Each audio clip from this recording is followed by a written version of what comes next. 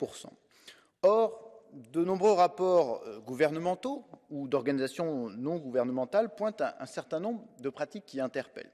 Des cas de pêche illégale, nous étions avec la commission pêche en Équateur où nous avons été confrontés aux soucis que cela causait, des cas de pratiques illégales comme le finning, l'extinction des outils de positionnement, pratiques illégales ou prédatrices qui mettent en jeu la sécurité alimentaire de certains pays côtiers. Nous étions aussi avec la commission pêche au Sénégal. Et puis, des cas de travail forcé.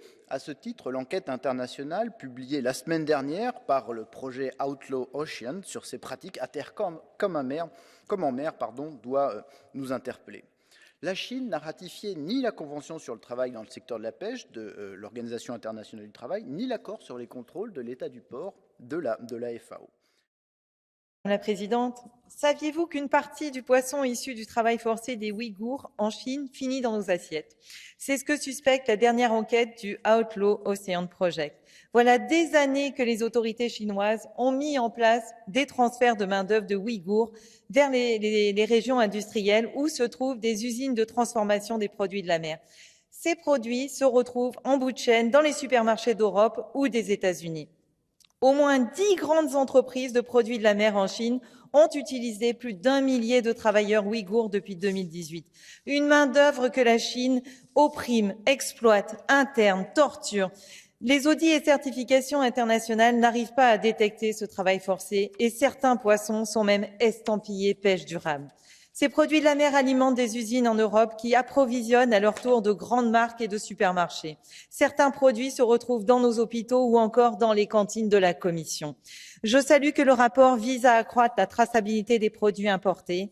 Les Verts ont également travaillé pour que la législation sur l'interdiction d'importation des produits issus du travail forcé mette fin à ça. Merci. Merci beaucoup. Thank you, President.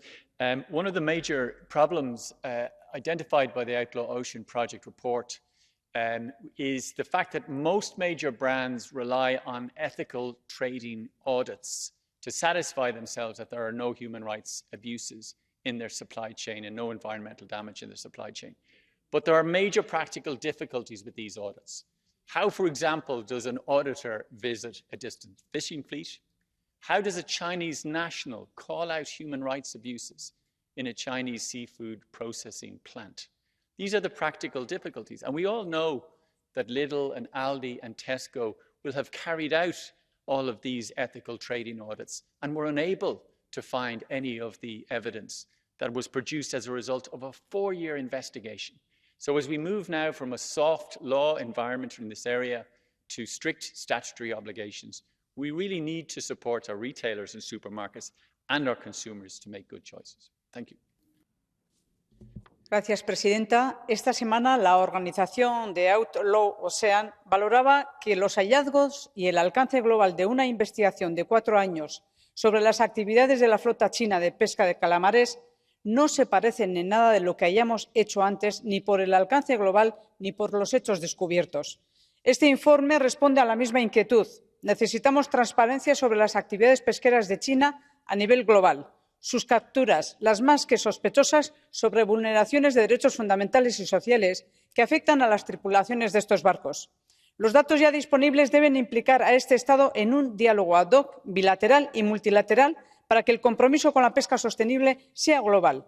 Necesitamos desvelar el contenido de los acuerdos pesqueros entre China y otros países, prevenir el efecto social, la crisis económica y alimentaria que induce en África Occidental la industria de la harina de pescado. Y estamos obligados a proteger nuestro mercado y a nuestros productores frente a la competencia desleal que plantea una forma de pescar y transformar inaceptable para nuestros estándares sociales, ambientales y de salud alimentaria.